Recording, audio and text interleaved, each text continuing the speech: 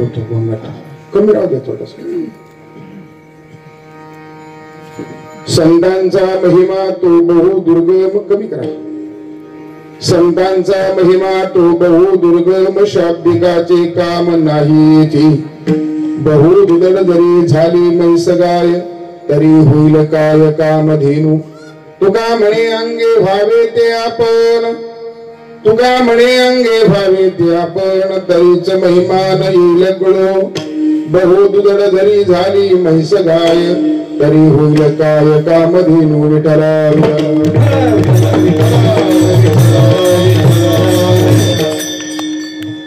महायोग विधेदरी भीमरथ्याम वरम पुंडरीकाय दातुं मुनीन्द्रैः समागत्य तिष्ठन्तमानन्द कंदं परब्रह्मलिंगं भजे पांडुरंगं. पांडुरंगा गुरु प्रथम नमन दुसरे चरणासंताची आद्यांच्या कृपायाने कथेचा विस्तार. बाबाजी सद्गुरु दास तुका काय माझी वाणी मानेल संताची रंगव. चित्ताची आपुली आदयांचे केली स्मरण. होई सकळ विद्येचे अधिकरण तिचे वंदो श्री चरण श्री गुरूंचे. ते नमस्कार आता गंगा विशुद्धं नितपाद स्पर्शं सर्ववेष्टितं चुंबितं पुण्यस्थानं. सराले सिदं तं समाधिस्थमूर्तिं नमामि गंगागिरि योगिराजं. तपोज्ञान वैराग्य भक्ति स्वरूपं सदालंकृतं साधु संन्यासयोगं. मुखेयस्य वेदांत शास्त्रार्थ नीतिं नमो नारायण गिरिं. ब्रह्मस्वरूपं मनोजवं मारुततुल्यवेगं. जितेन्द्रियं बुद्धिमतां वरिष्ठं वातात्मजं वानरयूथ मुख्यं श्रीरामदूतं शरणं प्रपद्ये. श्री संताची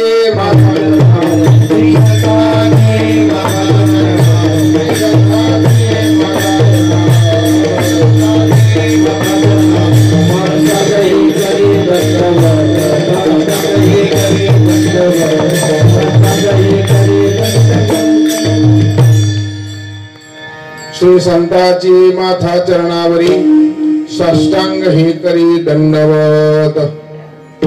संतांचा महिमा तो बहु दुर्गम शाब्दिकाचे काम नाही येथे.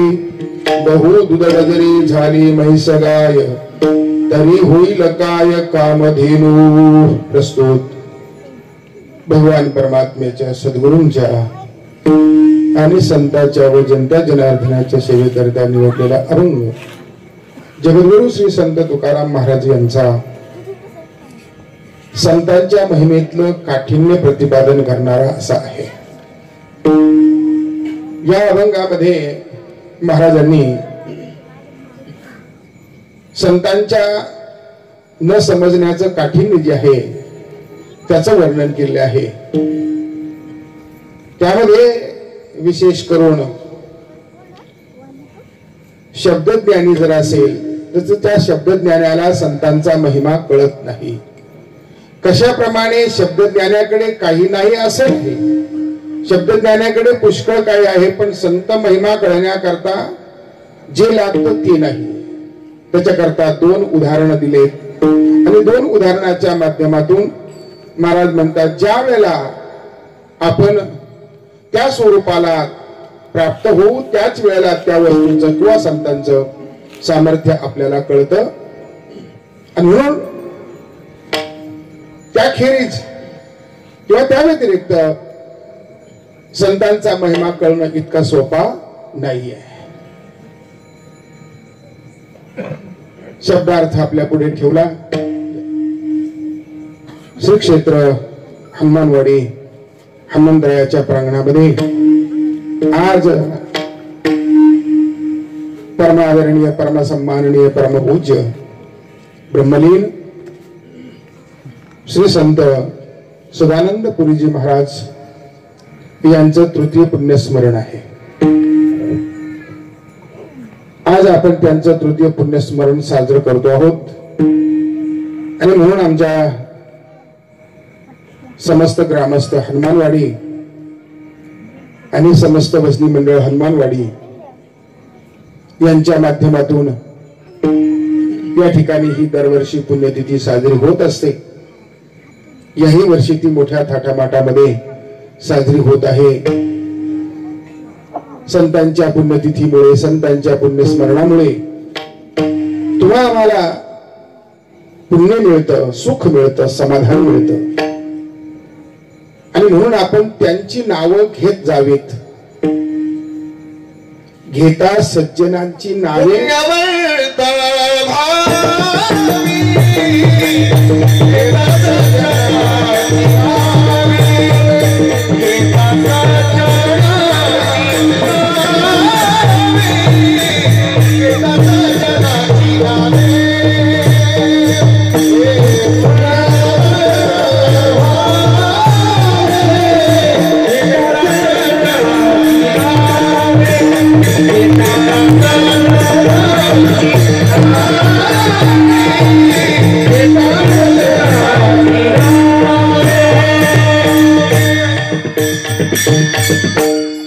सज्जनाची नावे घेता पुण्यवंत व्हावे. आणि म्हणून संतांच्या पुण्यतिथ्या साजऱ्या करायच्या असतात. देवाचं मरण नसतं म्हणून देवाची जयंती साजरी करतात. संतांची पुण्यतिथी आणि सामान्य माणसाचं आपल्याला माहिती आहे श्राद्ध कर्म असतं. तिथे श्रद्धापूर्वक कर्म करणं हे महत्वाचं आहे. संतांच्या पुण्यस्मरणामध्ये पुण्य प्राप्ती हे त्यातलं साधन आहे. आणि देवाच्या जयंतीमुळे अथवा देवाच्या कर्मामुळे जीवाच्या पापनिवृत्तीपूर्वक पुण्यप्राप्तीचा अशा प्रकारचं फळ त्या ठिकाणी आहे. म्हणून संतांची पुण्यतिथी आपण साजरी करतो. आणखीनही त्याचं महत्व वेगळ्या वेगळ्या अर्थाने आपल्याला पाहता येईल. संतांनी जीवावर उपकार केलेत म्हणून संतांची पुण्यतिथी करावी. संत हे जगामध्ये परमार्थ सांगण्याकरता आलेले असतात. तो परमार्थ तुमच्या आमच्या हिताचा असतो म्हणून संतांची पुण्यतिथी साजरी करावी. ते पुण्यवान असतात. अशा पुण्यवानाची जी तिथी असेल ती तिथी साजरी आपल्याला पुण्य प्रदान करून देते म्हणून संतांची पुण्यतिथी साजरी करावी. अशा अनेक आपल्याला त्यामधून कारण शोधता येतील. आणि त्याच भावनेतून, त्याच श्रद्धेपोटी, त्याच भावनेपोटी या समस्त ग्रामस्थ आणि समस्त भजनी मंडळ यांच्या माध्यमातून ही ब्रह्मलीन सद्गुरू सदानंद पुरीजी महाराज यांची आज तृतीय पुण्यस्मरण आपण या ठिकाणी साजरं करतो आहोत. त्याकरता अभंग तुकाराम महाराजांचा आहे आणि कीर्तन तरण भाग्यवंत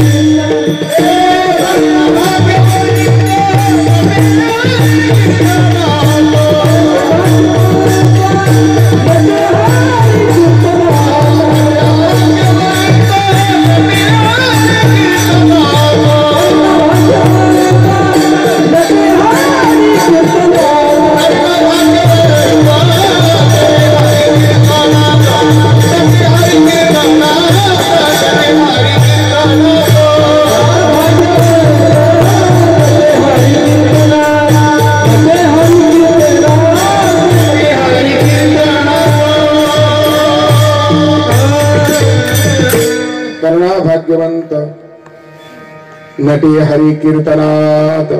हरि कीर्तनात भगवत भजनामध्ये जो नटतो तो तरणा भाग्यवंत अशा प्रकारचा आहे. किंवा धन्य माता पिता तयाची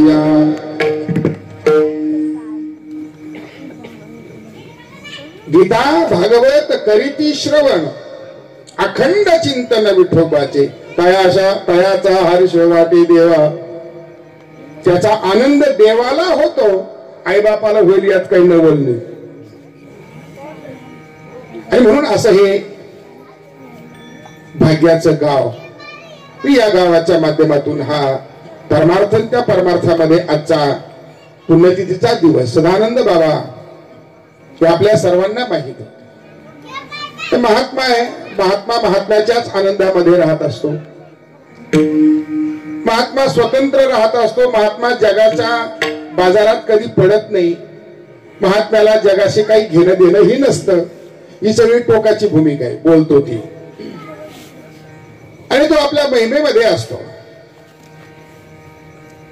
महात्म्याचं लक्षण सांगताना ज्ञानेश्वर महाराजांनी अगदी टोकाच्या भूमिकेचं वर्णन केलेलं आहे. काही घेणं देणं जगाशी नसतं, काहीच घेणं देणं नसतं. एवढंच नाही तर स्वतःच्या जीवनाचाही ज्याच्यामध्ये विचार नाही, देहादी भरणाधिकाच्या कर्माचा ज्याच्यामध्ये विचार नाहीये, अशी महात्मा दुर्लभ असतात, दुर्मिळ असतात. त्या महात्म्यांची भेट होणं, त्या महात्म्यांचं दर्शन होणं, त्या महात्म्यांची संगती घडणं, त्या महात्म्याच्या सहवासामध्ये राहून काही सेवा घडणं, ही ज्यांना ज्यांना घडते ते भाग्यवान. विठाला साधूची सेवा, संतांची सेवा, मग शारीरिक असो, भौतिक असो वा पारमार्थिक असो, पारमार्थिक सेवा इतर पुण्य प्रदान करतेच करते. पण भगवत भजनाने, मोहाधिकाच्या त्यागाने त्यांचं संपूर्ण जीवन परिपूर्ण झालेलं असतं. तुकाराम महाराजांचा एक अभंग आहे. महाराज म्हणतात त्यांचा देह पवित्र, त्यांची वाणी पवित्र, त्यांचं संपूर्ण शरीर पवित्र असतं. म्हणून शारीरिक सेवा जरी केल्या गेली तरी ते त्या जीवाला पुण्य प्रदान केल्याशिवाय राहत नाहीत. पवित्र तो देह, पवित्र तो देह, वाणी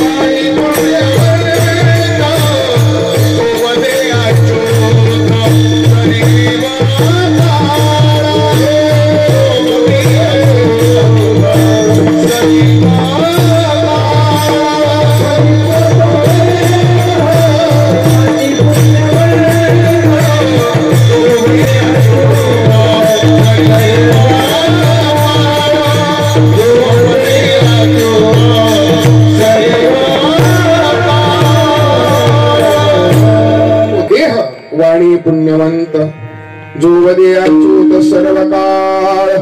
भगवान परमात्म्याचं नित्य नामस्मरण त्यांच्या जीवनामध्ये असतं, म्हणून त्यांचा देह पवित्र झालेला असतो. वाणी पवित्र असते भगवान नामोच्चारणाच्या द्वारे. आणि म्हणून त्यांच्या जीवनात व्यावहारिक जरी शारीरिक जरी सेवा घडली तरी ते पुण्य प्रदान केल्याशिवाय राहणार.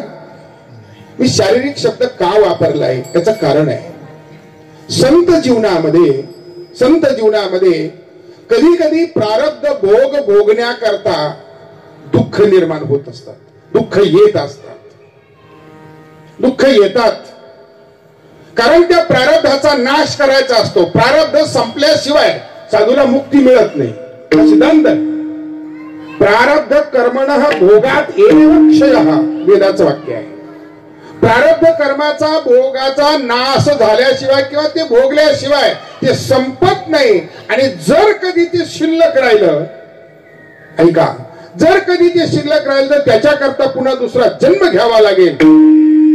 आणि म्हणून हे शिल्लक राहू नये म्हणून प्रारब्ध कर्माचा भोग भोगूनच संपवावा. म्हणून महात्म्यांना कधी कधी रोग होतात, वेगळ्या वेगळ्या प्रकारचे अनेक आपल्याला मला सांगता येतील.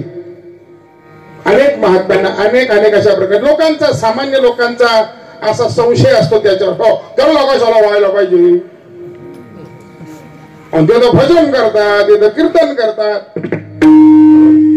नाही, याचं हेच कारण आहे. कुठेतरी जीवनातले कर्म, आता कर्म त्यांचे खूप सुंदर आहेत, पण कुठेतरी जीवनामध्ये कर्म घडलेले आहेत, त्याचा भोग कोण भोगेल? ज्या जीवनामध्ये ज्या शरीराकडून कर्म घडल्या गेलेलं आहे त्या शरीरातल्या घडलेल्या त्या कर्माचा प्रारब्धाचा भोग कोण भोगेल? दुसऱ्याला भोगायचं नाही, ते त्यालाच भोगायचं. आणि म्हणून प्रारब्ध कर्म, या प्रारब्ध कर्माचा भोग झाल्याशिवाय संपत नाही, हा वेदाचा नियम आहे. या अर्थानं भगवान परमात्मा या महात्म्यांच्या शरीरामध्ये जो काही भाग असेल तो लगेच भोगून संपवण्याकरता असे आपल्याला पुराणामध्ये अनेक उदाहरण आहेत. भगवंत त्या दुःखामध्ये सहकार्य करतो, भगवंत त्या दुःख त्यांचं कमी करतो. म्हणजे दुःख अशा प्रकारचं जाणवू देत नाही. दुःख तेच असतं पण ते दुःख जाणवत नाही. त्याचं कारण भगवंताचा आधार असतो, पण मात्र भगवंत ते दुःख नाश करत नाही, दुःख समाप्त करत नाही.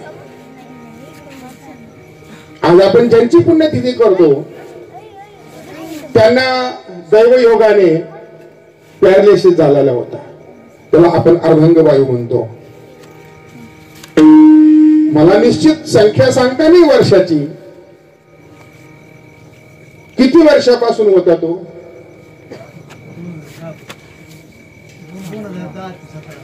10 ते 17, म्हणजे साधारण 7 वर्ष. 7 वर्ष ज्यांच्या शरीराला त्या दुःखाचा समावेश होता, ते दुःख होतं, पॅरालिसिस होता. मग कोणी एखादं मिळेल का? त्यांनी तर घर नाही, दार नाही, मुलबाळ नाही, बायकापोर नाही, प्रपंच नाही, काय नाही, काय नाही, सर्व संग परित्याग केला. कुठेतरी राहतात, जसं मिळेल तसं खातात. इतकं असताना देवाने कशाला त्यांना हे द्यावं? तो त्यांच्या प्रारब्धातला भाग आहे, त्यांच्या जीवनातला भाग आहे. आणि हा जीवनातला भाग कोणालाही भोगावा लागतो. यामध्ये वेगळं आगळं काही मानण्यासारखं नाहीये. आणि म्हणून 7 वर्ष ज्या मंडळींनी शरीराच्या रूपाने सेवा केली महाराज, हो, त्यांचं शरीर पवित्र आहे, नामस्मरणाच्या द्वारे त्यांची सेवा केली असेल तर त्या सेवेचं पुण्य त्यांना मिळाल्याशिवाय राहणार नाही. विठ्ठल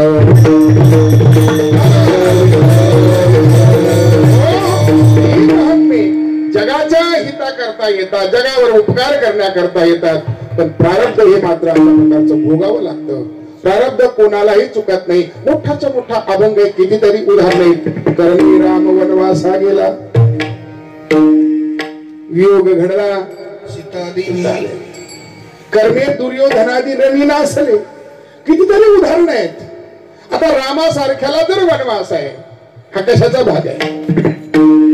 या प्रारब्ध कर्माचा भाग अशा प्रकारचा आहे. तात्पर्य मला एवढंच सांगायचं आहे, अशाही अवस्थेमध्ये संत महात्म्याची सेवा आपल्याकडून घडली आणि त्याचाच परिणाम त्या जीवनामध्ये सुख समाधान प्राप्त झालं. ते आपलं देऊन जातात. ते दिल्याशिवाय, संत हे दिल्याशिवाय राहतच नाही महाराज. ज्यांनी अनेक परिवार आपले असे, ज्यांनी संतांची सेवा केली, त्या परिवाराला पुढे भविष्यात कधीही कमी पडत नाही. विठाला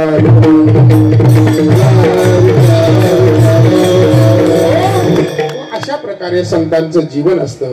आणि त्या जीवनाचा आनंद घेण्याकरता, त्या जीवनाचा सुख समाधान प्राप्त करण्याकरता सामान्य जीवाने त्या संतांची सेवा करावी. सेवा आपण त्यांची केली का त्या सेवेचं पुण्य आपल्याला मिळतं. त्यामुळे तुम्हा आम्हाला जीवनामध्ये सुख समाधान अशा प्रकारचं लाभतं. म्हणून त्यांचे पुण्य तिथे आहे. विठ्ठल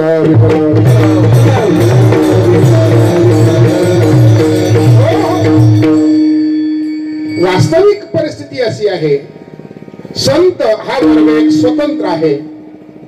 तो स्वतंत्रतेमध्ये वावरणारा वर्ग आहे. त्यांचं येणं स्वतंत्र, त्यांचं राहणं स्वतंत्र आणि त्यांचं जाणंही स्वतंत्र. ते येतातही आपल्या आपल्या बळावर, स्वबळावर, जगात वावरतात स्वबळावर आणि जगातून जातातही स्वबळावर. त्यांना कुणाचं बळ चालत नाही, कुणाचीही सत्ता त्यांच्यावर लागत नाही.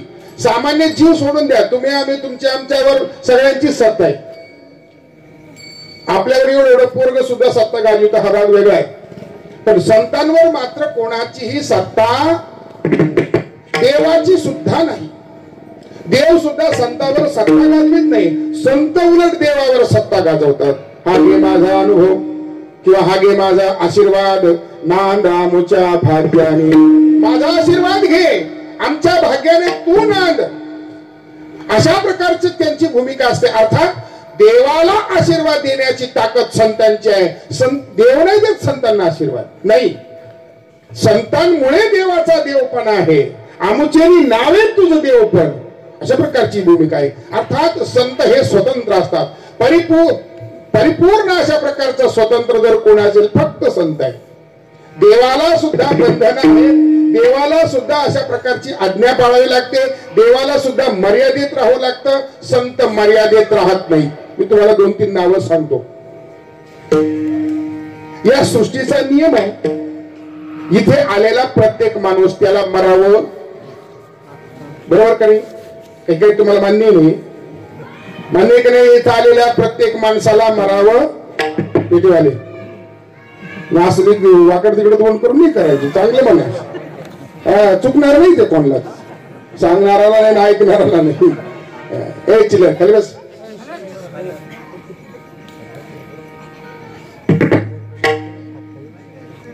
अर्थात कोणालाही चुकत नाही. हा निर्विवाद सत्य असणारी ही घटना आहे मृत्यू लोकांची बरं का. हा नियम मृत्यू लोकात आहे. आता मी तुम्हाला नाव अशा प्रकारचे सांगतो. इथे संत एक स्वतंत्र असा वर्ग आहे का त्यांनी या सृष्टीचा नियम पाळला नाही. एक सत्य आहे मरावं लागतं, हे त्रिवार सत्य आहे. आणि दुसरं एक सत्य आहे का इथलं काही नेता येत नाही. कोणाकोणाला मान्य आहे? बरोबर आहे की नाही? सगळ्याला मान्य आहे की नाही? काहीही नेता येत नाही. जे न्यायचं किंवा नेता येतं ते दिसत नाही, जे दिसतं ते नेता येत नाही. आणि म्हणून आपल्याला मोकळंच जावं लागतं आणि मोकळंच यावं लागतं. ही परिस्थिती आहे. या मृत्यू लोकांचा नियम आहे. इथलं तुम्हाला नेता येणार नाहीये. जसं आपण एखाद्या देशामध्ये गेलो ना, तिथे जा, आपल्या जवळचा पैसा खर्च करा, काही करा, तिथून काही आणता येत नाही. असे काही देशाचे नियम आहे. तसंच इथे मृत्यू लोकांचा नियम आहे. इथं मिळालेलं शरीर तुम्ही याला वापरा, मग याला काही करा, भजना कीर्तनात लावा, चांगलीच गोष्ट आहे. नाही तर तुम्हाला वाटलं तर नका, तर नका, दुसरीकडे जा. हे सगळं करा, काही बंधन नाही. कोणी काही कोणाला बोलत नाही, कोणी काही म्हणत नाही. महाराज काय तुम्हाला करायचं ते करा, पण शरीर तुम्हाला नेता येणार, शरीर इथेच ठेवावं लागतं. दुसरा सत्य नियम काय आहे का शरीर, इथलं जे शरीर आहे इथंच ठेवावं लागतं. इथल्याच 5 लोकांची ती इस्टेट आहे, त्याच्यावर पंचाची बॉडी आहे.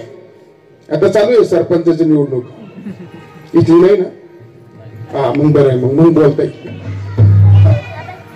अर्थात त्यांचा अधिकार आहे, त्यांच्या ताब्यात ती गोष्ट आहे. 5 लोक आहे, पृथ्वी, आप, तेज, वायू आणि आकाश. हे 5 लोक, या 5 लोकांच्या द्वारे हे शरीर बनलेले आहे. देहत्व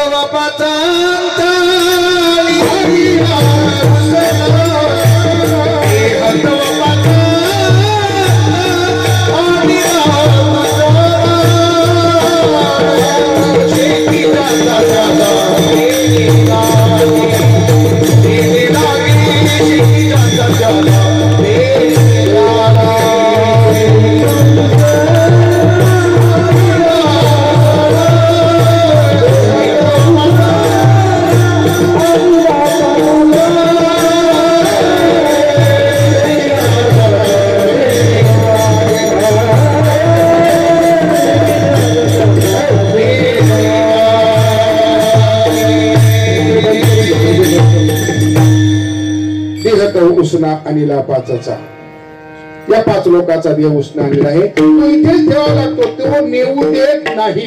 कोण? हे पंच नाही. शेखी ज्याचा त्याला देणे लागेल, त्याचा त्याला द्यावा लागतो. आता हे सत्य नियम असतानाही इथं याच्यातून देव वाचला नाही, हेही सत्य आहे. पण मात्र संत याच्यात बसत नाही. त्यातलं पहिलं नाव आपल्याला सांगतो, जगद्गुरु श्री संत तुकाराम महाराज. पहिलं नाव असं आहे. तुकाराम महाराजांनी देह कुठे ठेवला? ठेवलाच नाही. देह ठेवला नाही. त्या काळात त्यावेळेला जे जे लोक होते त्यांनी सांगितलं, गेला तो विमानी बैसोनिया, गेला तो विमानी बैसोनिया, गेला तो विमानी बैसोनिया, गेला तो विमानी बैसोनिया, गेला तो विमानी बैसोनिया. कोण म्हणतं? कोण म्हणतं? त्या काळामध्ये अगोदर कट्टर विरोधी, नाही नाही ते शिव्या दिल्या, नाही नाही ते बोलला, जे काय बोलता येईल ते बोल. पण साधुता कळाल्यावर त्यांनी सांगितलं का माझ्या समोर गेले, गेला तो विमानी बैसोनिया. बरं तसे गेले नाही, सगळ्यांना विचारून गेले. भाऊसाहेब अण्णाला विचारलं, साहेबराव अण्णाला विचारलं, जलू अण्णाला विचारलं, सगळ्यांनाच विचारलं. गावात सगळ्यांना विचारलं, यायचं का गोलला, यायचं का वैकुंठाला, यायचं का मी चाललो, यायचं का वैकुंठाला. आता सगळ्या गावानी बाजूला टाकलेला विचाराच्या दृष्टीने, व्यवहाराच्या दृष्टीने. अशा माणसांनी असं वाक्य ऐकल्यावर हसू न गेलं तर दुसरं काही. हसली महाराज लोक. आणि मग ज्यावेळेला भगवान परमात्मा आले, भगवान परमात्म्यांचं जेवण वगैरे झालं, सगळं तो प्रकार झाला आणि ज्यावेळेला निघायचंय, निघाल्यानंतर त्यावेळेला पाहिलं त्यांनी खरोखर रथात बसले. गरुडाचा रथ, गरुडाच्या पाठीवर पालखी, त्याच्यामध्ये तुकाराम महाराज बसले आणि वर जाताना ज्यावेळेला पाहिले ना महाराज, मग लोकांना वाटलं अरे गेलो असतो तर बरं झालं असतं. नंतर घरातल्या सुद्धा नाही आल्या. त्याचा अर्थ असा आहे, तुकाराम महाराजांनी सदेह वैकुंठ गमन केलं, वैकुंठाला गेले. मग इथलं शरीर नेलं का नाही? शरीर नेलं का नाही? नेलं शरीर. मग इथलं शरीर नेल्याची परवानगी नसताना नेलं कसं? काही वशिला होता का गोरखभाऊ? काही वशिला नव्हता. त्याची ताकद होती, ताकद होती महाराज. गेला प्रयाण काळी देवी विमान पाठविली, कळीच्या काळा माझी आत्मत वर्तविले. याला कमी राहू दे, मग तर सूर ऐकायला कमी येतो. मानव देह घेवोनी निजधामा गेले. मानव देह घेवोनी, हे शब्द घ्या, शब्द लक्षामध्ये घ्या अगोदर. मानव देह, हा मानव शरीर हे घेऊनच वैकुंठाला गेले. हे कधी कळालं? ज्यावेळेला त्यांच्या सानिध्यामध्ये आले त्यावेळेला. आणि ज्यांनी पाहिलं त्यांनीच वर्णन केलं, त्यांनीच वर्णन केलं आहे का हे मानव देह घेऊन गेले, ते जगाच्या वेगळं कर्म केलं नाही. त्यांनी आपला देह इथे ठेवला. तुम्ही आम्ही प्रयत्न करू, आपण मी करू, तुम्हाला करू लागेल प्रयत्न. नाही जमलं तर सोडून देऊ आपण इथं जाता जाता. काय करायचं? हा प्रयत्न करायला काय का ते सगळ्यांनी प्रयत्न करून पाहायचं. जाता नेता येतं का आपल्याला? वर नेता येतं का? काही मग खिशात घालून काही नेऊ, दोन्ही खिशात काही नेऊ. जमलं तर घेऊन जाऊ, आणि आपल्याला कोणी अडवलं तर ठेवून देऊ. बाबा तुझं घेऊन टाकतो, आम्ही मोकळे जातो. तात्पर्य असा आहे, विनोदाचा भाग आहे. तात्पर्य जीवन हे तुमचं आमचं नाही आहे. तुकाराम महाराज सदेह वैकुंठाला गेले, मृत्यूलोकाचा नियम तोडला. हेच मला सांगायचं आहे. दुसरं नाव मी आपल्याला सांगतो, शांती ब्रह्मन नाथ बाबा. नाथ बाबांनी काय केलं? दोनदा उठले, गेलेले उठले. एकदा कोणीतरी म्हटलं आजच यांना टाइम होता का जायला, उठून बसले. म्हटलं तुम्ही जा, तुमचं काम होऊ द्या, माझं मी कधी जाईल. एकदा कोणाची तरी ती मुलगी वाटा लावायची होती, म्हणजे बाबाला आजच वेळ होती का मरायला? माझी मुलगी जायची होती, माझी लेक जायची होती. बाबा म्हटले तुझी मुलगी वाटा लाव, मी उद्या जाईन. भाऊबंदालाही त्यांनी शिकवलं. हे भाऊबंद मोठे खोडीचे असतात, इथले नाही बरं का, इकडचे लांबच्या. भाऊबंदकीमध्ये जर त्रास दिला ना चौधरी महाराज भाऊबंदांना, ते भाऊबंद काय म्हणत असतात, अरे आयुष्यभर त्रास दिला पण शेवटी आमच्याच खांद्यावर चालला की नाही. खांदेकरी कोण राहतो? भाऊबंदच राहतो ना. आमच्याच खांद्यावर चालला का नाही. नाथ महाराजांवर प्रसंग आला. नाथ महाराज बात बाकीच्या लोकांना भाऊबंदाला त्यांचं वागणं वेगळं होतं. कधी त्यांचा ताळमेळ बसला नाही भाऊबंदकीचा. आणि शेवटी भाऊबंद जेव्हा घेऊन जायला लागले तिरडीवर, खांद्यावर, त्या तुला सांगतो, म्हणजे एक दुसऱ्याला सांगतो, तुला सांगतो हे बघ, शेवटी आपणच घेऊन चालू, आपल्याच खांद्यावर, कोणी नाही कोणाचं, अरे आपणच आहोत. पण हे त्यांना समजलं नाही. नाथ बाबा म्हणले असं आहे का? म्हणजे असं करा, खाली ठेवा, मी जातो, तुम्ही तुमच्या पद्धतीने जा, मी जेव्हा वाटलं तेव्हा जाईल. आणि मग जाताना मात्र अशी प्रक्रिया केली, गंगा मातेच्या म्हणजे गोदावरीच्या पाण्यामध्ये गेले, पाण्यामध्ये बुडी मारली, पुन्हा नाथ बाबांचं काही सापडलं नाही.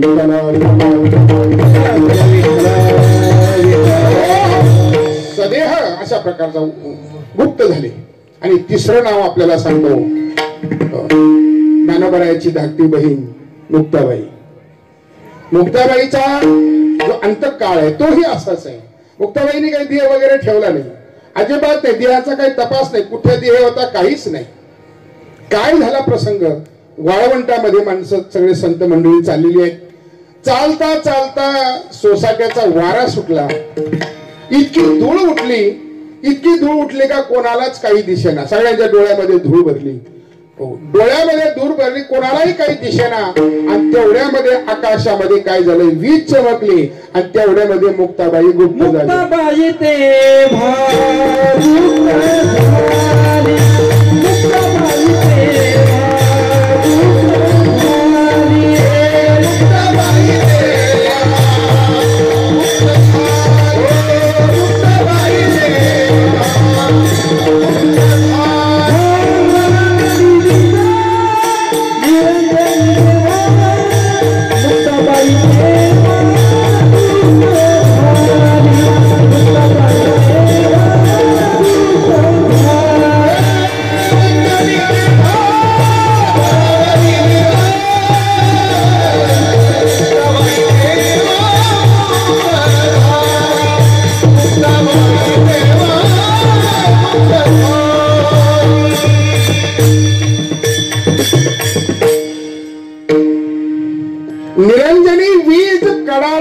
तेव्हा बर का, निरंजनी बीज कडाडली जेव्हा आणि मुक्ताबाई तेव्हा गुप्त झाली. गुप्त झाल्या मुक्ताबाई. काही सापडलं नाही, काहीच नाही, मानवी शरीर नाही, काही नाही, काही नाही. हे जगाच्या वेगळं कर्म करतात. याचा एकमेव कारण आहे, मी आपल्याला हे सांगतोय. संत स्वतंत्र असतात, स्वतंत्र संत असतात आणि त्यामुळे त्यांना कशाची भीती नाही, कशाचं कुणाचं भय नाही.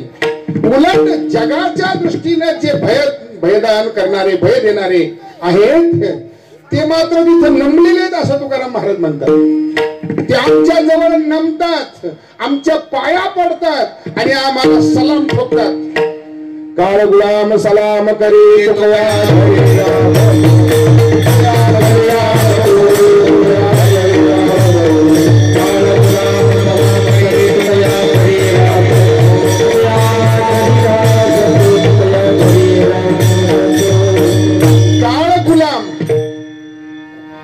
ऐका बर का. काळ गुलाम आहे, आपल्याला नाही, आपण नाही म्हणायचं आपला काळ गुलाम आहे म्हणून. काळ गुलाम सलाम करी, सलाम ठोकतो तुकाराम महाराजांना आणि तिथे राबतो तुकाराम महाराजांच्या घरी.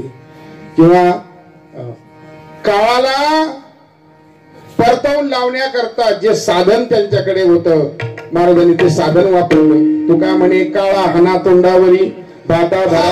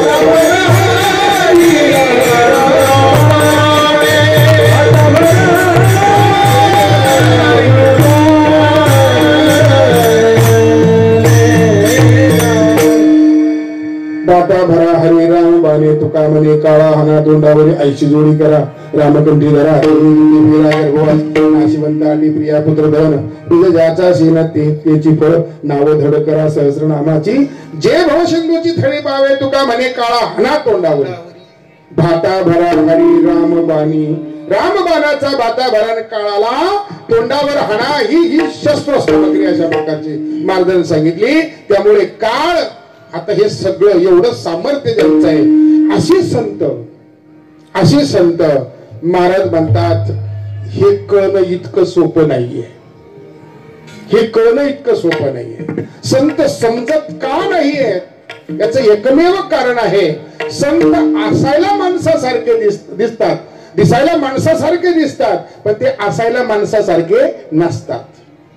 परत सांगतो, संत दिसायला माणसासारखे दिसतात पण मात्र ते माणसासारखे नसतात. समुद्र नदी नो हे पैगा पाषाण म्हणून नये लिंगा संत नवती जगा माणसा त्या सारखे. माणसासारखे संत नसतात मग काय भूतासारखे असतात काय?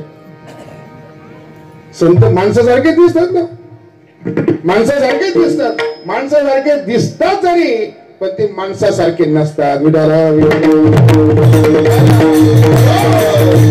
आता माणसासारखे दिसत असताना माणसासारखे नसणारे संत माणसासारख्या दिसणाऱ्या माणसाला कळते कसे काय कळतील? माणसासारखे दिसत असणारे संत माणसासारखे नसतात. मग असे संत माणसाला कळतील का? माणसासारखा माणूस त्या माणसाला कसं कळेल? हे कळणार नाही म्हणून अवघड आहे. एक आणखी त्याची कारण आपल्याकडे अशी आहेत का संत आपल्याला का कळत नाहीत? आपण पाहतो, आपली दृष्टी तिथे कारणीभूत असते. कोणतीही वस्तू पाहत असताना वस्तूला ज्या पद्धतीने ज्या रूपाने पाहावं लागतं त्या रूपाने जर आपल्याकडून पाहिल्या गेलं नाही तर ती वस्तू आपल्याला समजत नाही. हा समजते का? नाही. ज्ञानोबांनी सांगितलं, ज्ञानोबांनी उदाहरण दिलं. एक मेंढपाळ मेंढ्या चारत होता. एक मेंढपाळ मेंढ्या चारत होता. मेंढ्या चारता चारता त्याला एक चमकणारा दगड दिसला. त्याने काय केलं, त्याला वाटलं बरं आहे, घेतला त्याला मोठ्या सायासा प्रयासानं होल पाडलं, त्याच्यात दोरी ओवली आणि आपल्या आवडत्या शेळीच्या गळ्यात बांधून दिला. काय बांधला? आता तो चमकणारा दगड नुसता त्याच्या दृष्टीने नुसता चमकणारा होता, पण तो चमकणारा दगड जरी चमकणारा दिसत होता पण तो चमकणारा दगड नुसता चमकणारा नव्हता. बरा म्हणतात तो काय होता? तो परीस होता. तो परीस होता. त्याने काय केलं त्याला माहिती नाही, त्याने त्याला होल पाडलं, त्या आवडत्या शेळीच्या गळ्यामध्ये बांधून दिला. परिणाम पुढे काय झाला? काही दिवस असेच लोटले. एके दिवशी एक, आपण त्याला जोहारी म्हणतो, सोन्याचा पारखी, रत्न पारखी ज्याला म्हणतो आपण, ज्याला दगड कळतात, ज्याला सोनं कळतं वगैरे, असा जो माणूस तो त्या रस्त्याने जात होता. जाता जाता शेजारी ती मेंढी शेळी ती चरत होती आणि शेळी चरत असताना त्याने सहज अशा प्रकारचं पाहिलं. पाहिल्यानंतर त्यांनी त्याला ओळखलं. कशाला? त्या दगडाला. तो जो चमकणारा म्हणून बांधलेला आहे त्याला ओळखलं आणि त्यांनी लगेच प्रयोग करून पाहिला. प्रयोग करून पाहिल्याबरोबर त्यांनी लगेच ती शेळी धरली, तो दगड सोडला, ती दोरी सोडली, ते हातामध्ये घेतला आणि मेंढपाळाकडे गेला. मेंढपाळाला सांगितलं, हे बाबा, अरे हा दगड आहे, तर तू शेळीच्या गळ्यामध्ये बांधला, हा केवढ्याला द्यायचा? किंमत सांगितली त्यानं. 100ला देतो का? त्याने सांगितलं कस काय जमल, व्यवहाराच्या दृष्टीने तो किंमत वाढावी म्हणून तो 1000ला कोटीला गेला. पुढे पार गेला, एकदम अगदी पुढे गेला. आणि मग त्या मेंढपाळाने विचारलं, 100 रुपयापासून आपण सुरुवात केली या दगडाची किंमत, काही कोटी रुपये आपण द्यायला तयार झालात, असा हा या दगडात काय महत्व आहे?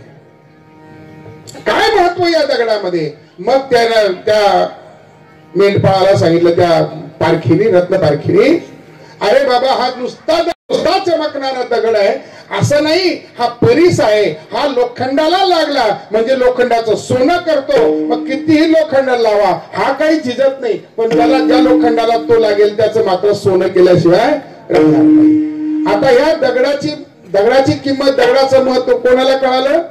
तो पारखी होता त्याला कळालं. पारख्यालाच कळालं. मला म्हणतात, तोडीला परीस बांधिला गळा शुक्तिका लाभे. परीस तोडला, गळ्यामध्ये बांधला, पण परीस सामान्य नव्हता. तसं मानवी जीवन हे तुम्हा आम्हाला समजत नाही, हे जीवन संताला समजलेले. संत कळण्याकरता पुन्हा जोहारीच लागतो, जोहारीच लागतो, त्याला ओळखणारा लागतो, रत्न पारखी लागतो. संत दिसताना आपल्याला आपल्यासारखे दिसतात, पण आपल्यासारखे नसतात म्हणून आपल्याला कळत नाही. विठाला आपण चरित्र भागाकडे जर आलो तर निवृत्तीनाथ महाराज, ज्ञानेश्वर महाराज, सोपान काका, मुक्ताबाई, 4 भावंड. निवृत्तीनाथ महाराज जे प्रवृत्तीला कधी शिवलेच नाही ते निवृत्तीनाथ महाराज. ज्ञानोबा स्वतः साक्षात ज्ञान, भगवान शिवाचा अवतार निवृत्तीनाथ महाराज, भगवान विष्णूचा अवतार ज्ञानोबर आहे, भगवान ब्रह्मदेवाचा अवतार सोपान काका आणि चित्कला मुक्ताबाई, ब्रह्मस्वरूपाची चित्कला असणारी मुक्ताबाई, असे 4 भावंड असताना कोणला कळले? विचार करा बरं. त्या लोकांना त्या काळात आळंदीतल्या त्या लोकांना कळाले असते का? त्यांनी गावाच्या बाहेर काढून दिलं असतं का? विचार करा ना जरा. गावाच्या बाहेर काढून दिलं असतं का? बरं, त्यांना भीक मागायला आल्यानंतर त्यांची सावली अंगावर पडल्यावर सचेल स्नान केलं असतं का? इतका विटाळ धरला असतं का? जर ते कोण आहे ते कळालं असतं, कशा करता आले हे कळालं असतं. हो, हे कळत नाही महाराज. आणि म्हणून संत असतात पण संत कळत नाही. संत कळणं हे सुद्धा अवघड आहे. मग त्याच्याकरता तीच बुद्धी लागते. आता त्या काळामध्ये लोक नव्हते असं नाही, विद्वान नव्हते असं नाही, तुकाराम महाराजांच्या काळातही विद्वान लोक नव्हते असं नाही. रामेश्वरासारखा दशग्रंथी विद्वान होता. तो काय सामान्य विद्वान नव्हता. तो काय 2 परीक्षा पाठ करून झालेला विद्वान नव्हता तो. नाही, दशग्रंथ पूर्ण तयार त्याच्या अशा प्रकारचे होते. विद्वान होता तो. पण असा विद्वान असतानाही त्याला तुकाराम महाराज कळले नाही ना. जर त्याला तुकाराम महाराज कळले असते तर त्याने निंदा केली असती का? त्याने तुकाराम महाराजांचे अभंग बुडवायला लावले असते का? नसते लावले महाराज. मग संत कळतात का माणसाला? संत कळत नाही संत. आणि कळत ज्ञान नाही असं नाही. आपल्याकडे ज्ञान आहे. आपण ज्या दृष्टीने पाहतो ते शब्द ज्ञान आपल्याकडे पुष्कळ आहे. पण त्या शब्द ज्ञानानं संत कळतात असं मात्र नाहीये. अनेक संत होऊन गेले. कोणाला कळाले संत? संत कळत नाही. आणि संत कळण्या इतकं सामर्थ्य किंवा ज्ञान आपल्याकडे नाहीये. आपल्याकडे ज्ञान बाकीचं असेल, व्यवहाराचं ज्ञान असेल, पण संत कळण्याचं जे ज्ञान आहे ते स्वतंत्र ज्ञान आहे. मूर्तीनाथ दादा सारखे संत कळाले नाही, ज्ञानोबा सारखे संत कळाले नाही, मुक्ताबाई सोपान काका सारखे, तुकाराम महाराज सारखे महात्मे कळाले नाहीये. मग शब्दज्ञानी ते त्या काळामध्ये कमी होते असं नाही. शुद्धी पत्र देण्या इतकी ताकद त्यांची होती बरं का. पैठणला त्या काळामध्ये भरपूर विद्वान होते. मग आळंदीच्या लोकांनी ते आपल्यावर येऊ नये म्हणून पैठणवाल्याकडे पाठवलं. पैठणला अशा प्रकारचं ते त्या जीवनावर शुद्धीपत्र देण्याची ताकद ज्या ब्राह्मणांची होती ती काही कमी विद्वान होते असं नाही ना. कमी विद्वान होते असं नाहीये. पण त्यांना अशा प्रकारचे संत कळतात का? संत कळत नाही. खरे संत कळण्याकरता महाराज तो शब्दज्ञान उपयोगाचं नाही पडत. आणखी शास्त्रामध्ये जर घुसलं तर आणखी ते अवघड आहे. कोणत्याही वस्तूची सिद्धी ही 2 गोष्टीने होत असते. एक लक्षण लागतं आणि दुसरं प्रमाण लागतं. नाही प्रतिज्ञा मात्रेने वस्तू सिद्धी, किंतु लक्षण प्रमाणाभ्याम वस्तू सिद्धी. लक्षण आणि प्रमाण जर असेल तर ती वस्तूची सिद्धी होत असते असा शास्त्राचा नियम आहे.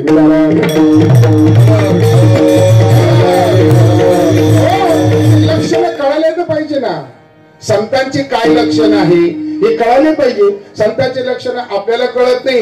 आपण पाहतो ते लक्षण वेगळंच असतात, ते विलक्षण असतात, ते लक्षण विलक्षण असतात. आणि म्हणून आपल्याला संत कळत नाही. सामान्य स्पष्टपणे आपल्याला सांगतो. आणि म्हणून ते प्रमाणही नाहीये आणि तशा प्रकारचं लक्षणही अशा प्रकारचं नाहीये. ती पाहण्याची बुद्धी आपल्याकडे नाहीये. म्हणून त्या काळामध्ये संतांना विद्वान नव्हते असं नाही, पुष्कळ होते. परंतु विद्वान असूनही त्यांना संत कळाले नाहीये. हे दुर्भिक्ष अशा प्रकारचं आहे. हे न कळणं हे सामान्य जीवाच्या डोक्याच्या पुढचं आहे, बुद्धीच्या पुढचं आहे. म्हणून सामान्य जीवाच्या दृष्टीनं पाहण्याची जी दृष्टी आहे सामान्य जीवाची तिला संत कळत नाहीत. संत पाहायचे असतील तर त्याला रत्न पारख्याचं जसं काही उदाहरण आपल्याला सांगितलंय तसा रत्न पारखी तसा संत पारखी असावा लागतो. विठ्ठल म्हणूनच मग तुकाराम महाराज म्हणतात तो महिमा कठीण आहे. त्यांचे लक्षण कळाले पाहिजे, त्यांचं सगळं वागणं कळालं पाहिजे आणि ते कळलं तरच आपल्याला तो संत कळतील. अन्यथा आपण शब्दज्ञानी आपल्या बुद्धीनं पाहू, शब्दज्ञानानं संत कळत नाही. तुकाराम महाराजांनी त्याचा लगेच निषेध करून टाकला. शाब्दिकाची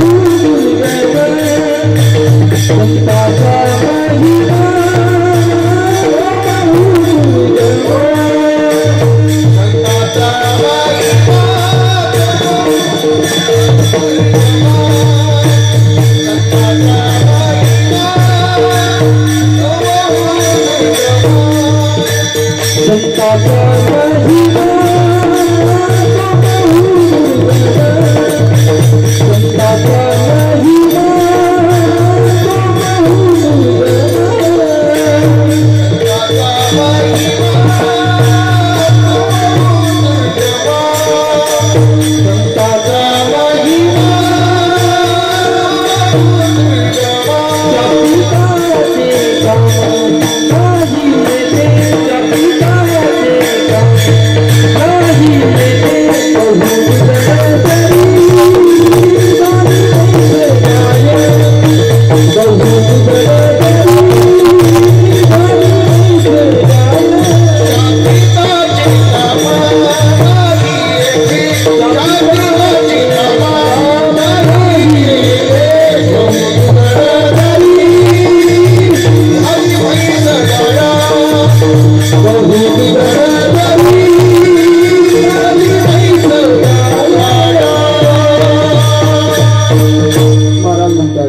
शाब्दिकाचे इथे काम नाही, शाब्दिकाचं काम नाही, त्यामुळे संत कळणार नाही.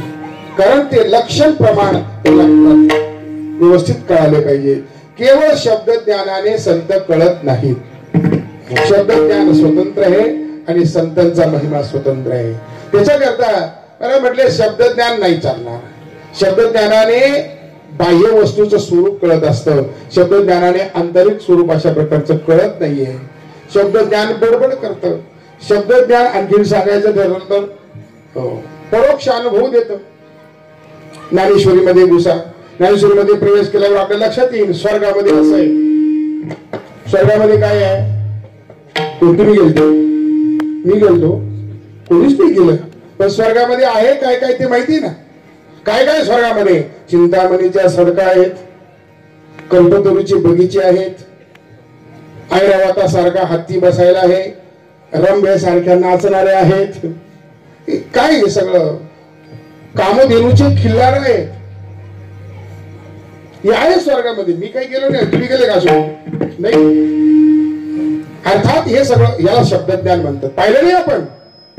शब्दज्ञान आहे, तिथे आहे अशा स्वरूपाचं वर्णन केलं जातं.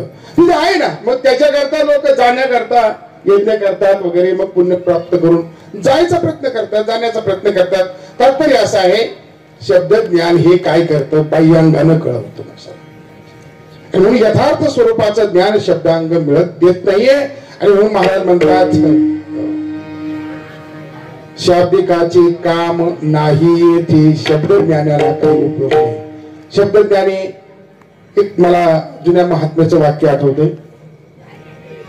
ब्रह्मभूत रंगनाथ गुरुजी परभणीकर ते नेहमी सांगायचे, शब्दज्ञानी म्हणजे कोण?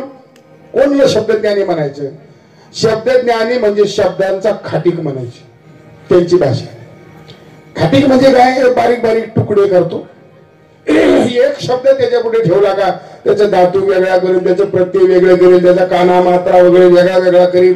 हे असं आहे, हे तसं आहे, हे तसं आहे, यातून असं झालं, त्यातून तसं झालं. हे सगळं त्याचं बारीक बारीक एक एक अशा प्रकारचं हे सगळं बाजूला करेल. हे शब्द ज्ञानाचं काम आहे. पण खरं सांगू का, शब्द ज्ञानाने संत कळत नसतात. संत कळण्याकरता आपल्यालाही काय व्हावं लागतं? संत व्हावं लागतं. मला संत झाल्याशिवाय संत कळत नाही. संत जगामध्ये नाही असं नाही, पण संत कळण्याकरता आपण नुसतं काय होतो, आपल्याकडे नुसते अशा प्रकारची बुद्धी आहे. व्यावहारिक ज्ञान असेल, शब्द ज्ञान पुष्कळ असेल. महाराज म्हणतात असं किती जरी शब्द ज्ञान असलं ना, किती जरी शब्द ज्ञान असलं ना, तरी संत कळण्या इतकी बुद्धी त्याच्याकडे नसते. याच्याकरता दोन उदाहरणं दुसऱ्या चरणात दिली. बहुत दळदारी झाली म्हैस गाया, बहुत दळदारी झाली म्हैस गाया, बहुत दळदारी झाली म्हैस गाया, बहुत दळदारी झाली म्हैस गाया, बहुत दळदारी झाली म्हैस गाया, बहुत दळदारी झाली म्हैस गाया, बहुत दळदारी झाली म्हैस गाया, बहुत दळदारी झाली म्हैस गाया.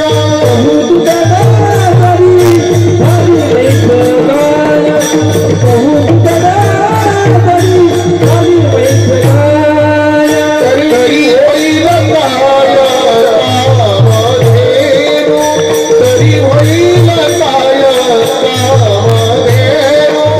तरी होईल काया कामधेनु, तरी होईल काया कामधेनु.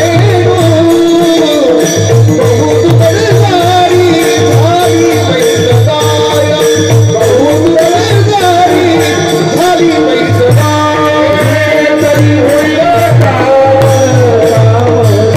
कामधेनु, तरी होईल काया कामधेनु, तरी होईल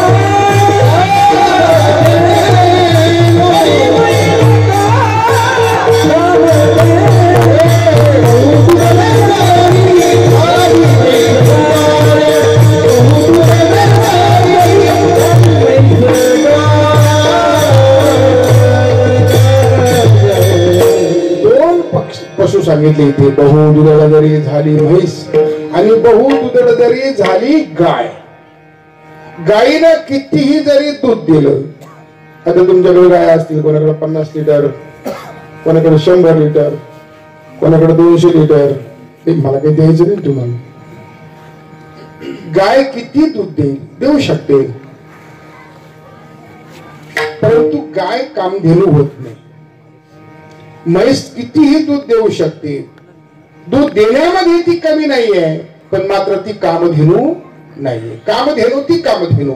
आता कामधेनू आणि सामान्य गाय, दूध देणारी गाय, याच्यामध्ये फरक काय आहे? आपण दोघीतला जर फरक पाहिला तर फरक हा आहे, सामान्य गाय ही काय करते, दूध देते, दुधापासून पैसा होईल, त्यामुळे तो श्रीमंत होईल. परंतु जी कामधेनू आहे, कामधेनूचं वैशिष्ट्य असं आहे, कामना आपण मनामध्ये करायची आणि त्या गायीनं ती पूर्ण करायची, तिचं नाव कामधेनू. कामना पूर्ण करते जी, ती कामधेनू. या गायीनं कामना पूर्ण नाही होणार, धन मिळेल, मिळणार नाही असं नाही, धन मिळेल. आता बाजारात गेलं तर चांगली किंमत येईल, परंतु काही जरी झालं तरी मात्र ती गाय कामधेनू होऊ शकत नाही. कामधेनूचं सामर्थ्य स्वतंत्र असतं, स्वतंत्र सामर्थ्य असतं. तिला कधी पुन्हा कशाची अपेक्षा नाही पडत, कशाची गरज पडत नाही कामधेनूला. कामधेनू असते. तुमच्या मनामध्ये तुम्ही अपेक्षा करायची आणि ती कामधेनू. या संत समाजामध्ये किंवा संत ग्रंथांमध्ये 2-3 वस्तू अशा प्रकारच्या आहेत. ते उदार आहे. एक चिंतामणी दगड आहे, दगड आहे चिंतामणी. कामधेनू आहे, चिंतामणी आहे, एक झाड आहे, झाड ज्याचं नाव कल्पतरू. हे तिन्ही वस्तू अशा प्रकारच्या आहेत का त्यांच्या जवळ जायचं आणि आपली अपेक्षा इच्छा कामधेनू कल्प तरू चिंतामणी, कामधेनू कल्प तरू चिंतामणी,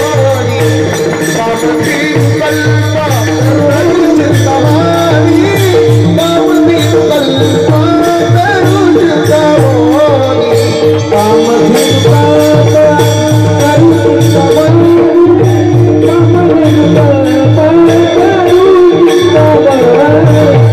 कामधेनू कल्प तरू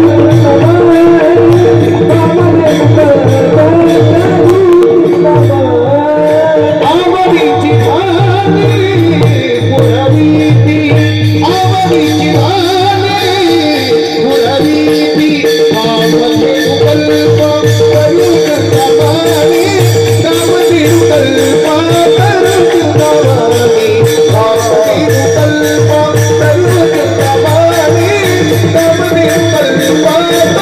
चिंतामणी,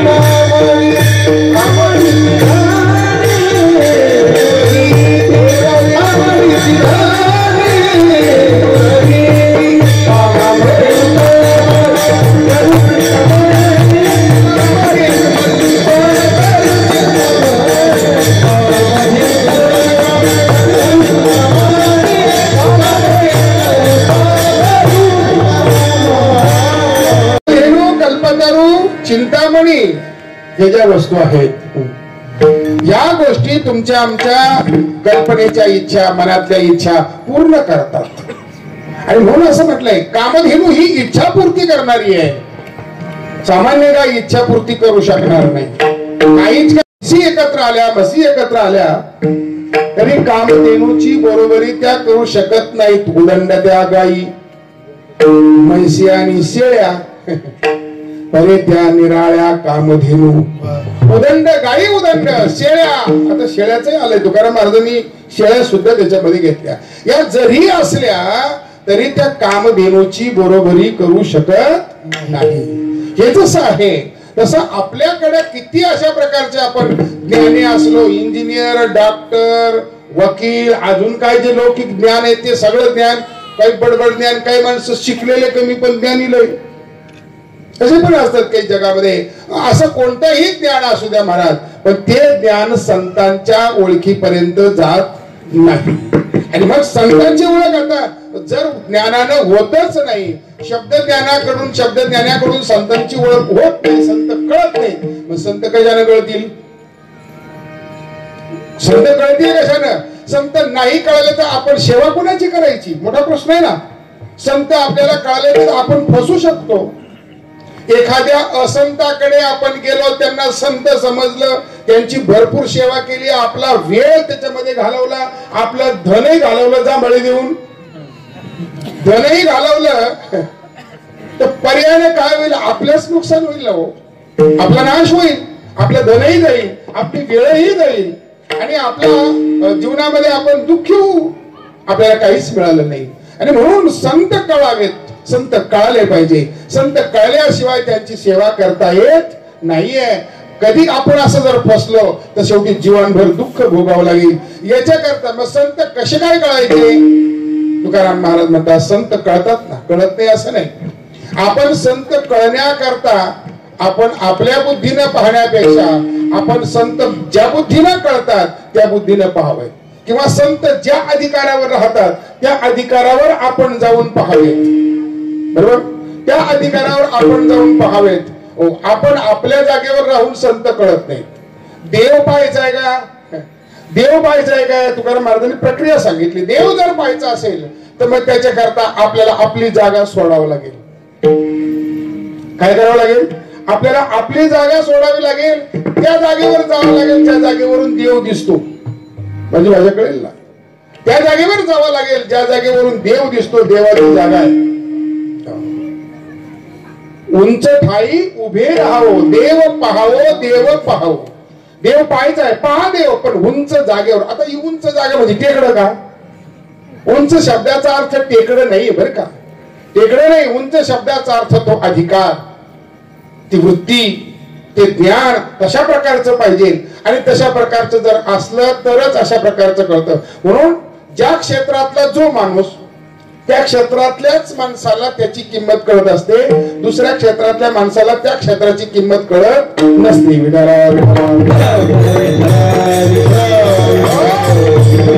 विद्वानेव जानाति विद्वज्जन परिश्रमम नहीं वंद्या भी जानाति पूर्वी प्रसव वेदना. थोडस बोलण्यासारखं नाहीये, मी बोलत नाही. एक नाथबाबाचा हरिपाठात अभंग अशा प्रकारचा आहे. तो अधिकार नाहीये. विद्वज्जन परिश्रमम न जानाति, न जानाति. कशाप्रमाणे? पूर्वी प्रसव वेदना. सोपं एका वाक्यात जर सांगायचं झालं तर वांज बाईला प्रसव वेदनाचा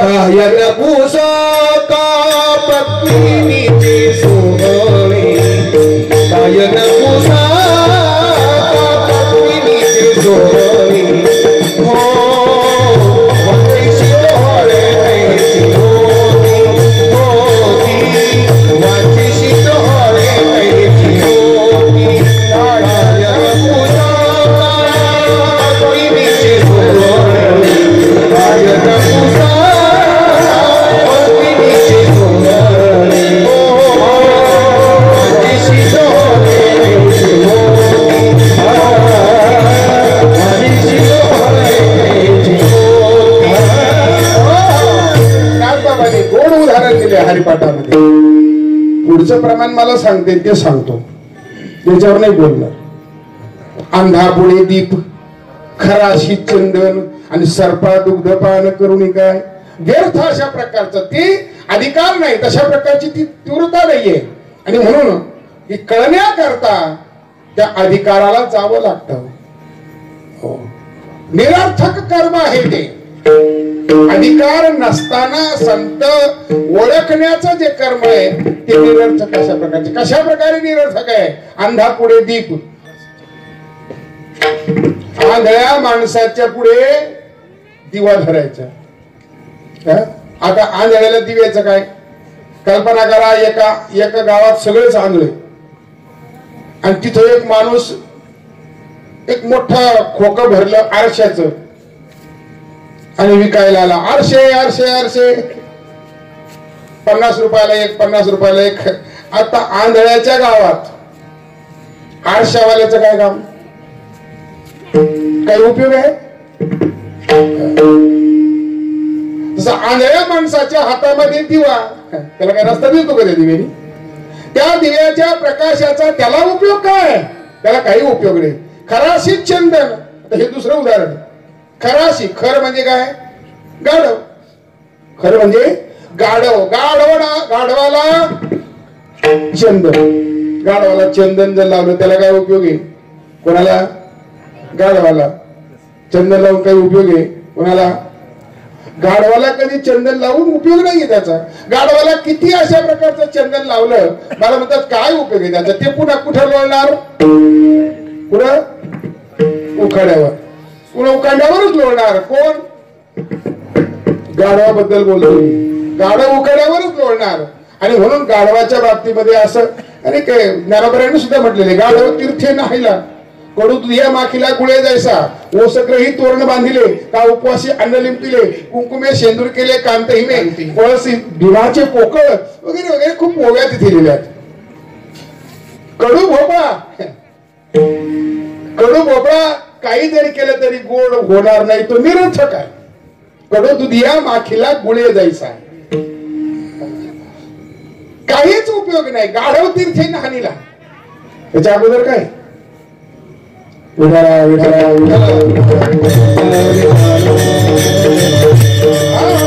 गाढवाला तीर्थाचं किती स्नान घातलं म्हणजे तो काही पवित्र होईल का? पवित्र नाही होणार. मृत जायसा शृंगारीला. मेलेल्या माणसाला किती साज घातला म्हणजे ते बरं दिसेल. कोण? मेलेलं. कितीही साज चढवा उपयोगाचा नाही, निरर्थक अशा प्रकारचा आहे. मृत जायसा शृंगारीला, गाढव तीर्थे नाहनीला. गाढवाला तीर्थामध्ये स्नान घाला, नाही तर आणखीन कुठे घाला. ओ अमका साबून लावा, तमका साबून लावा, हमाम लावा, रेक्सोना लावा, लाईफबॉय लावा, अजून काय जे तुम्हाला नाव माहिती असेल. कोणताही साबून लावून जरी त्याला आंघोळ घातली ना, काही उपयोग होणार नाही. ते पुन्हा कुठे लोळणार? उखड्यावर जाणार. कोण? या अर्थानं महाराज म्हणतात गाढव तीर्थे नाहनीला. ती कथा आहे. आता ती काय कथा सांगण्यासारखा वेळ नाही आपल्याकडे. कथा आहे. एका बादशहाने बिरबलाला सांगितलं. आता बादशाह म्हणजे मोठा राजा, त्याचा सगळा हुकूम. बरं, हमको ब्राह्मण बनाओ. काय? हमको ब्राह्मण बनाओ. आता मुसलमानाचा ब्राह्मण कसं काय बनवता येईल?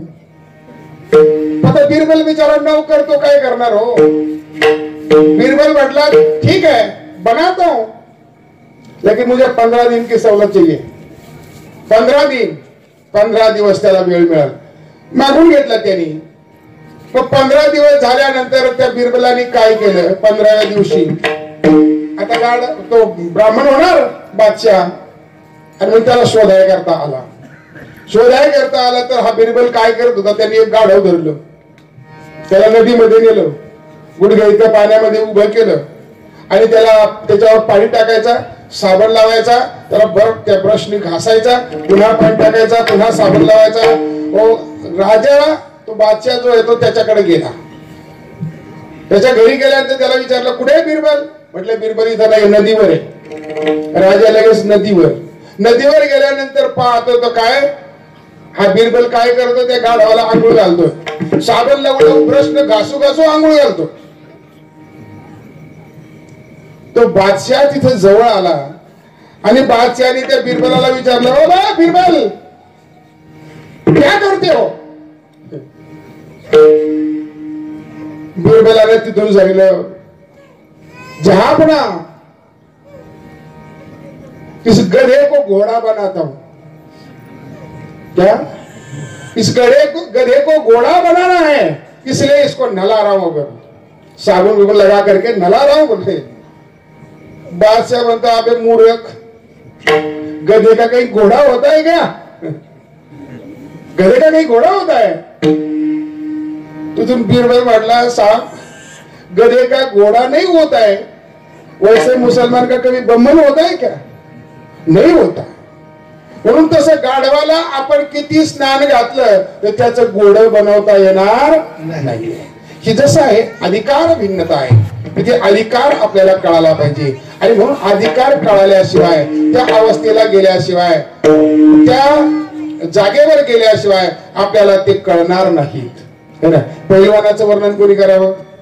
पैलवानाने. ज्यानं कुस्ती कधी खेळलीच नाही ज्याची तब्येत म्हणजे पावशेर, पावशेराचं वजन ज्याचं आहे, फूक मारलं तर इथून कोपरगावपर्यंत जाईल इतकं ज्याचं ताकद त्याच्यामध्ये, असा माणूस त्याला त्याने पहिलवानाचं वर्णन करावं का? तिथं असं होईल. मग एक श्लोकाने असं म्हटलेलं आहे, उत्तरायण आमच्या गृहे लग्न गर्दभस शांती पाठका अहो परस्परम प्रशंसती अहो रूपम अहो ध्वनी, उंटाच्या घरी लग्न. हे वर्णन करणं म्हणजे कसं होईल? उंटाच्या घरी लग्न आहे, मग लग्नामध्ये आता उंटाचं लग्न आहे, त्याच्या पोराचं, उंटाच्या पोराचं लग्न आहे, मग त्या पोराचं लग्न लावायला कोण आलं? आपला बामण झालं काय? नाही, त्यांचंच बामण. कोणता? अहो ते पशु आहेत ना, मग पशुचाच ब्राह्मण. मग त्या गाढवाला बोलवलं, गर्दभस शांती पाठका. गर्दभ म्हणजे गाढव, गाढव शांती पाठका मंत्र म्हणायला गर्दभ बोलवला. गर्दभ बोलवल्यानंतर लग्न वगैरे लागलं. आता आली दक्षिणा द्यायची बारी. दक्षिणा द्यायच्या वेळेला आणि मग मात्र आता दोघेही हुशार. याला वाटलं दक्षिणा जास्त मिळावी, त्याला उंटाचं वर्णन करायला सुरुवात केली. कोण? ते पंडितानं उंटाचं वर्णन करायला सुरुवात केली. वा वा वा वा वा वा, काय रूप आहे, काय सुंदरता आहे, काय रूप आहे म्हणे तुमचं. कोणाचं? नवरदेवाचं. आता नवरदेव कोण आहे माहितीये ना? उगारे लागले ना अजून. नवरदेव कोण आहे? उंट नवरदेव आहे. त्याचं वर्णन करायला कोण आहे? गाढव आहे.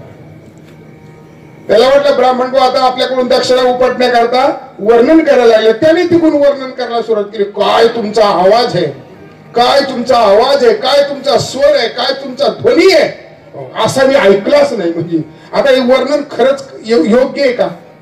महाराज म्हणतात हे वर्णन योग्य नाही, अनधिकारी चेष्टा आहे. इथे अधिकार स्वरूपता नाहीये. आणि म्हणून जर अधिकारानं संत असं वाटत असेल तर महाराज म्हणतात त्याच्याकरता आपल्यालाही त्या जागेवर, त्या अधिकारावर जावं लागेल. ज्यावेळेला आपण त्या अधिकारामध्ये जाऊ, ज्यावेळेला जाणणारा त्या अधिकारापर्यंत जाईल, त्याच वेळेला संतांचा महिमा कळेल शेवटच्या चरणात.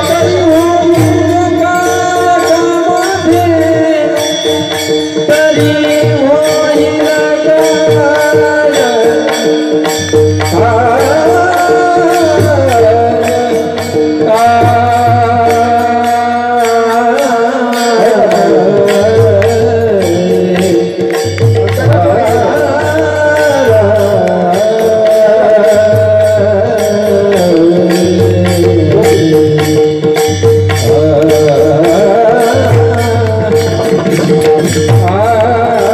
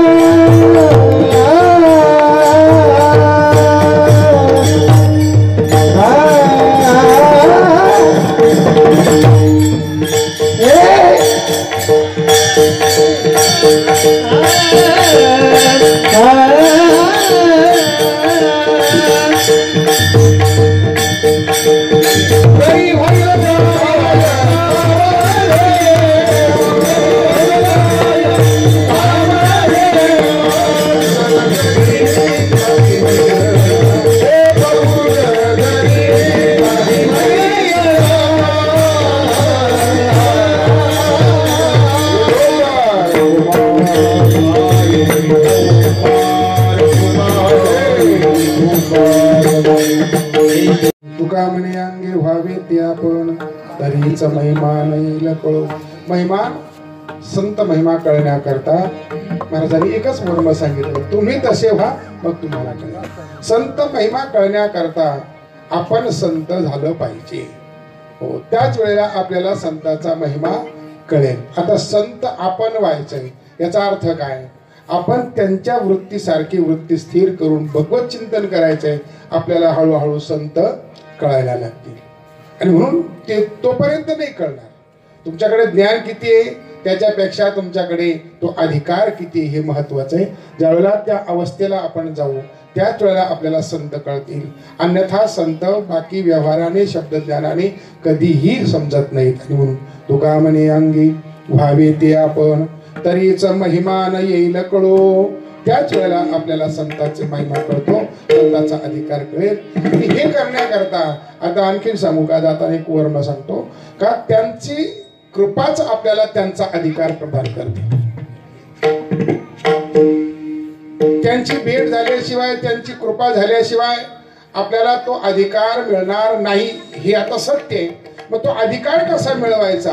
तर त्यांचीच भेट घ्यायची, म्हणजे त्यांचीच कृपा घ्यायची. त्यांच्या कृपेशिवाय आपल्याला बिनहारी कृपा मिलही नाही संता. एक वर्म आहे. गोस्वामी तुळशीदासजी सांगतात, संत भेटण्याकरता हरी कृपा लागते आणि हरी भेटण्याकरता संत कृपा लागते. हे जसं समीकरण आहे, हे समीकरण अशा प्रकारचे. तसं तुम्हा आम्हाला संत होण्याकरता पुन्हा संताचीच आपल्याला काय करावं लागेल? कृपा घ्यावी लागेल. त्यांची कृपा झाली का आपल्याला ती योग्यता तशा प्रकारची आपोआप जीवाला येते आणि मग जीवाचा अधिकार सामान्याचा अगदी उच्च अधिकार होतो. एकच उदाहरण, दरतील हाती संत कृपावंत पाळे पंढरीनाथ लळा त्यांचा. ज्ञानोबरायांनी रेड्याला जवळ केलं, रेड्याला ज्ञानोबरायाचं सानिध्य लाभलं आणि अधिकार तुमच्या आमच्या सामान्य माणसापेक्षा कितीतरी मोठा झाला, तो संतच झाला. आणि म्हणून तुका म्हणे अंगी व्हावे ते आपण तरीच महिमा न येईल कळो. म्हणून संतांचा महिमा इतका अवघड आहे, तो सहजासहजी कळत नाही. मग तो कळण्याकरता पुन्हा त्यांचीच कृपा म्हणून त्यांचीच विनंती करायची, त्यांचंच भजन चिंतन करायचं. आम्हाला तुमचा अधिकार कळावा, आम्हाला तुमचं स्वरूप कळावं, आम्हाला तुमची भक्ती कळावी, ती भक्ती आमच्याकडून व्हावी याच्याकरता आम्ही तुमचंच भजन करतो. ज्ञानेश्वर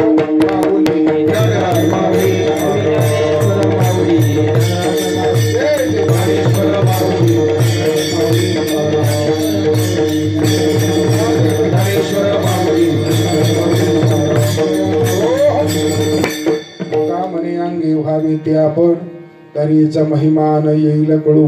बहु दुधड जरी झाली म्हैस गाय हो तरी होईल काय कामधेनू. म्हणून दोन गोष्टी महत्वाच्या आहेत. संताचा अधिकार करण्याकरता संत होणं गरजेचं आहे. तसं व्यवहारामधलं आपल्याकडे जे असेल त्यांनी संत कधीही कळत नाहीये, त्याला बाजूला टाकावं लागेल. तशी लीनता, तसं धैर्य, तसं अशा प्रकारची सेवाभाव आपल्या जवळ असावा. संत आपल्याला कळतील, संत आपल्यावर कृपा करतील आणि आपल्याला संतांचं दर्शन होईल.